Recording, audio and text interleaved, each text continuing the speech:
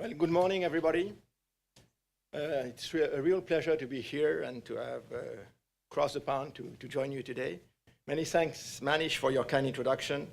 And I want also to join you to thank the Citigroup for hosting this event and also all those from WRI and WBCSD, which has organized this event and make it possible. I want also to give some thoughts to our colleagues, which held a similar event just a few hours ago in London.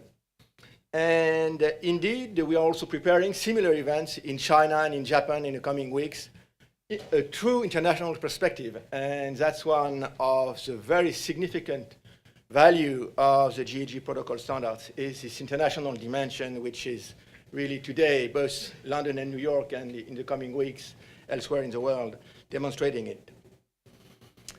As Manish just said, the publication of the two new standards complementing the already very rich set of standards and guidelines published by the GHG protocol since 2001 is a significant achievement.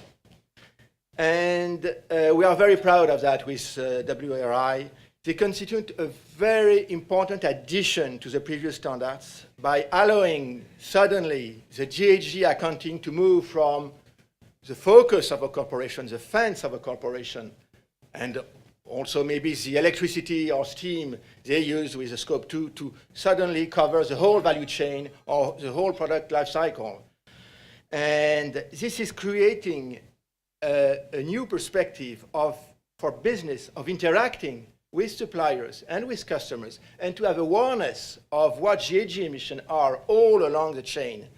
And also because all our supply chains and customer chains are international, covering many countries. A US-based company discussing with its supplier in China, in India, in Latin America will contribute to raise the awareness about GHG emission and measuring it, and at a later stage, reducing it. So the value is going not only in the fact that we can measure more precisely, more the GHG emission, but it's because suddenly you expand the scope of stakeholders you are involving in this approach. So for WBCSD and our members, we are really a business organization and trying to develop leadership thoughts about sustainable development. We see the three main value of these new standards as really being used and recognized internationally. And business is international today, and we know that among those who have been the road tester, they are all companies involved in very broad supply chain and customer chain all along around the world. And this could be done thanks to these standards independently of national standards of reporting which exist in many places. And here we ensure the consistency across the borders of the way to account and to measure and to report, while we all have observed that from one country to another you have differences in some details, but at the end of the day this matters.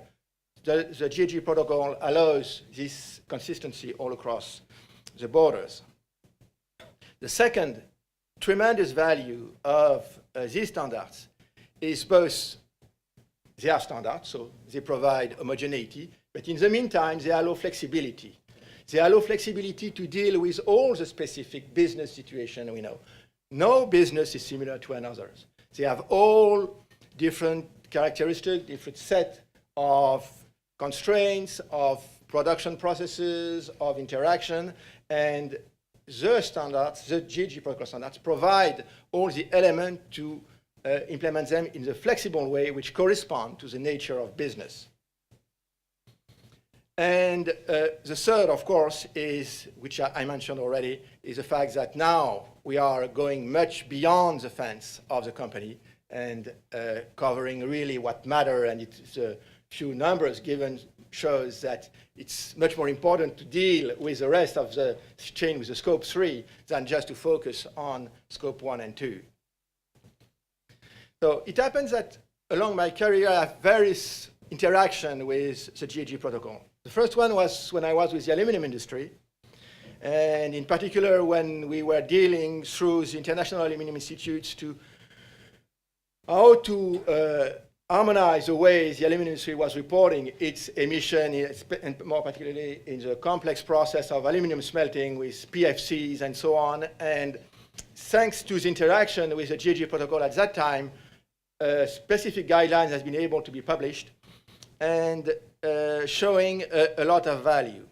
And more recently, and Manish mentioned it, when I was with Alstom, we decided to apply the standards for projects, those related to electricity-connected, grid-connected project, to all what the company has sold over 2002 to 2008, and things are going on. More than 1,000 projects, 1,200 something.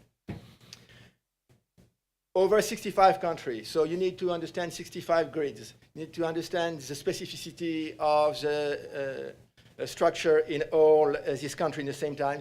And believe me, working with the GHG protocol, you realize how efficient as a tool it could be.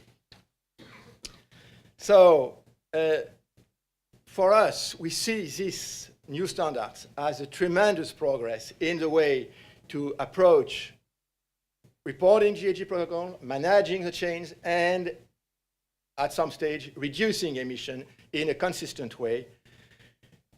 And for us, in a broader sustainable development perspective. So for all these reasons, it's really a great pleasure to be here, both to celebrate the achievement, and I think celebration is something which needs to be done for the team, for all those involved, and to participate to the discussion. And also in the second part of the morning, we will have discussion on the program of the GHG protocol, what future direction, how to pursue the efforts. So thanks to all of you to have joined us so early in the morning. And I'm looking forward to the rest of the day, which appears to be very interesting, very pleasant, and surely very inspiring. Thank you very much.